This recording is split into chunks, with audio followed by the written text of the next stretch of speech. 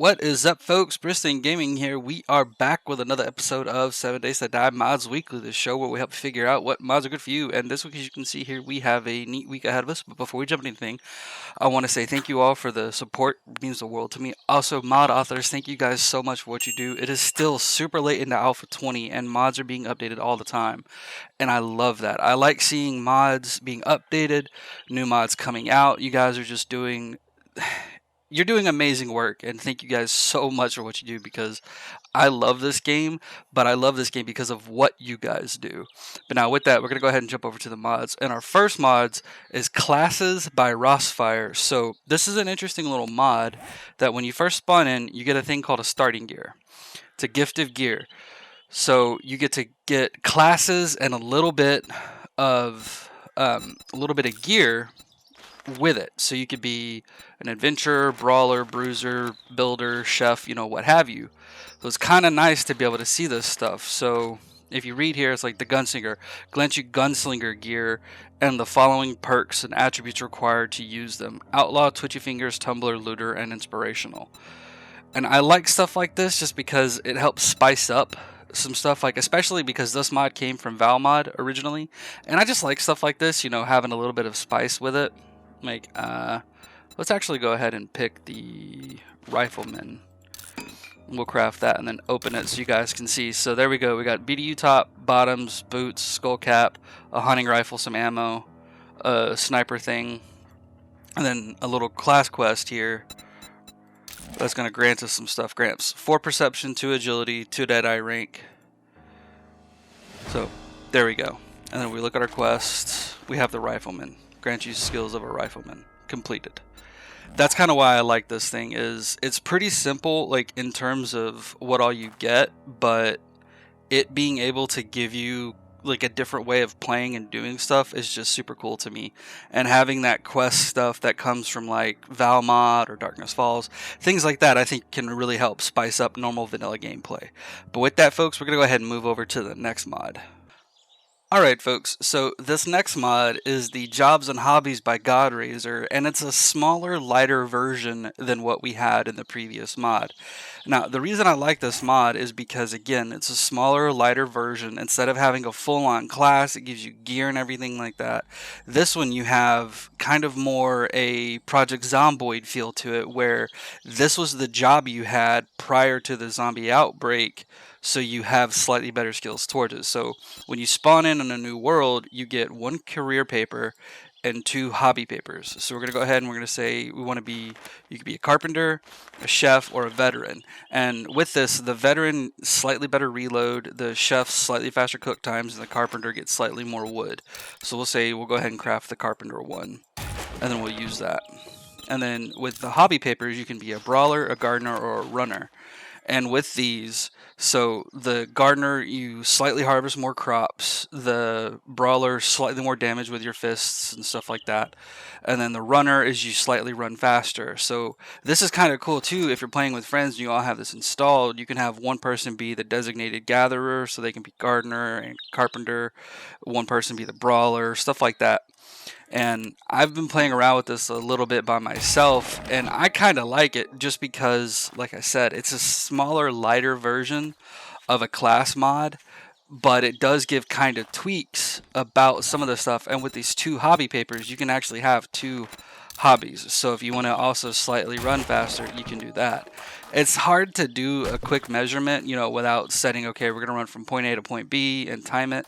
And I don't want to spend that much time in a video like this, but I'd rather say that this mod is actually really cool because, again, it's a small mod that gives just a slight tweak. Now, if there were more mods that were like this or bigger and better to actually give that more Project Zomboid vibe, because Project Zomboid is a fantastic game, but it's just hard as butt sometimes to play. I would love more aspects like that in 7 Days to Die, where you could technically say, this was my character before, I have these skills now. But with that, we're going to go ahead and move over to the next mod. Alright, folks, so this next mod is the Trainers Have More Quests by Doab and Dark AO Raiden X. So what this mod does is, you've got 3 options, well, 6 options really, but you've got 3 options. You can either get 10, 15, or 20 more quests when you talk to a trader for quests. but you can also have it on the left side of the screen, or you can have it on the right side of your screen, however you choose to pick. There's separate files inside the mod where left and right.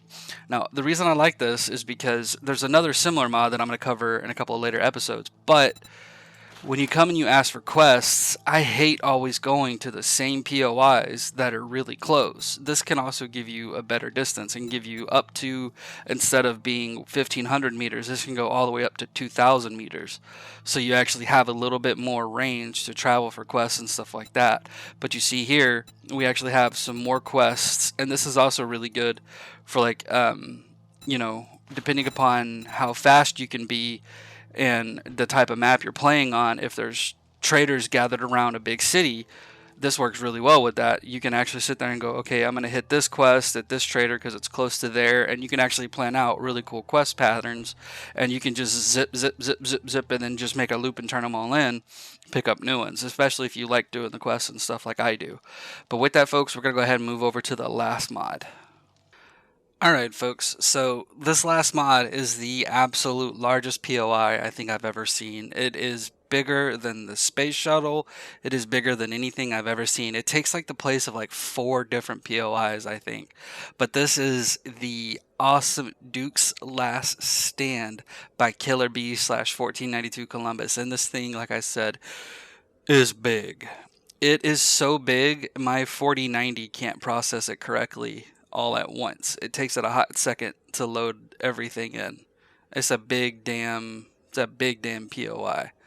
Look at how big, how much room it takes up. From way over there to way over here. It is big. Now, the reason I like this POI so much is I saw this a couple weeks ago when it first was posted, and you guys know me, I love massive POIs. I love those POIs that take a long time to build into or go through and clear, just because they can be so much fun with friends and stuff. Because I mean, literally, with as big as this thing is, let's say you guys come in on this, one of you guys comes in on this road, one comes in on that road over there, and then it's like, okay, we'll meet, somewhere, and then you've got all this stuff here to loot, zombies and stuff all around, all kinds of places to find little hidden things, and just, this thing is freaking massive. Says enjoy your stay, and I am not going to go through everything with this POI. It is so big and so much fun to play with. I want you guys to experience it. Whew, that scared me a little bit. I was not expecting that.